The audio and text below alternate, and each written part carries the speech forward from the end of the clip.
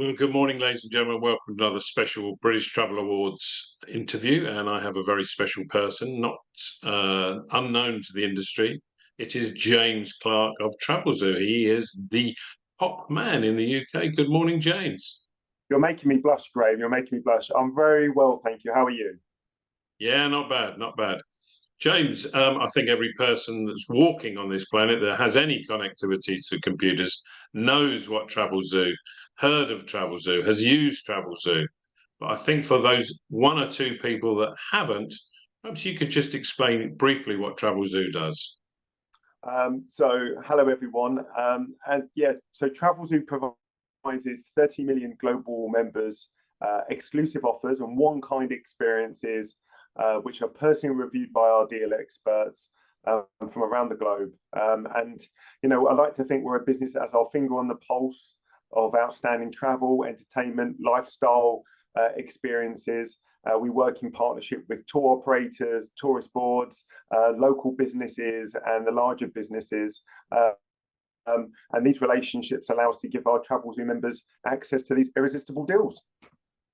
And do you follow trends at all, or do you just sort of call who's got a cheap deal that we can make money on, or do you actually think, well, this is something that's fashionable? For example, post-COVID, outdoor experiences may have been popular, so you go and target those, or do you think, no, we'll just go for the cheapest?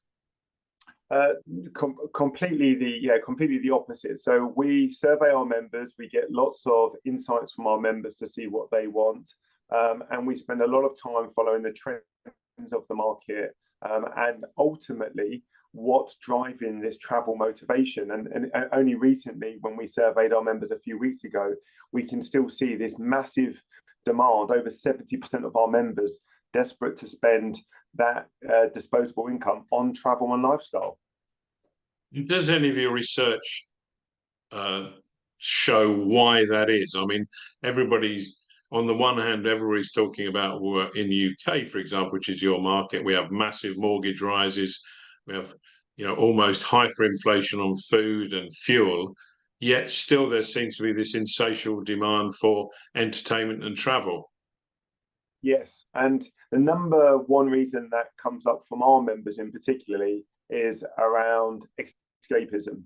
It's about getting a break from the norm, and trying to have a rest, and our members, they want to experience that. Our members are generally time rich, cash rich because of their age. They're generally 50 plus, but they ultimately want to get a break from normality. It is quite stressful, this environment, and people want to safeguard and protect that disposable income for their holidays. And they can also get a lot more for their holidays if they're a bit more flexible. They don't have to go for 14 nights, you can go for 12 nights. You can go on a cruise where there's amazing value in cruises at the moment, or you can do a city break and travel out on a Sunday and come back on a Wednesday instead of going over the traditional weekend. So there's lots of ways of still having your holiday. You just have to be a bit smarter. And that's what we're okay. Well, we're on here to talk about the British Travel Awards, and you've been a long-term supporter, Travelzoo for many, many years. What's the logic behind your support and your sponsorship of the British Travel Awards? Look, ultimately, I think all the travel industry says the same thing, which is the BTAs for us is like the Oscars. It's the ultimate travel awards. It's the awards that are underpinned by not just the travel industry, but obviously it's the largest consumer voted travel awards, in the UK and I think in the world. So that says it all, really. And who doesn't want to be a part of these awards? And the extravaganza night, which is always held in November, or is these days, how is that figure in your calendar? Is that something you're already looking for, planning for?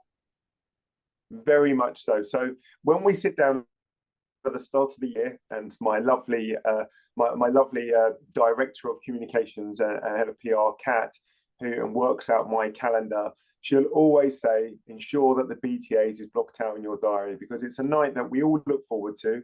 It's a night that the team that also participate look forward to. You know, we make it a team event. We invite lots of our team along to celebrate on the evening and enjoy the atmosphere. So yeah, this is something that we look forward to from the very start of the year. Excellent. Well, that seems to be a theme with a lot of people, is rather than try and get clients or whatever, is actually reward members of staff, your colleagues, members of the team. It's all very, very good. Well, James, I look forward to seeing you in Battersea in November. If I don't see you before, maybe I can see you maybe in a ditch or looking in a pond for a golf ball somewhere. Maybe. But very best of luck between now and then. Yes, thank you very much, Graham. Cheers.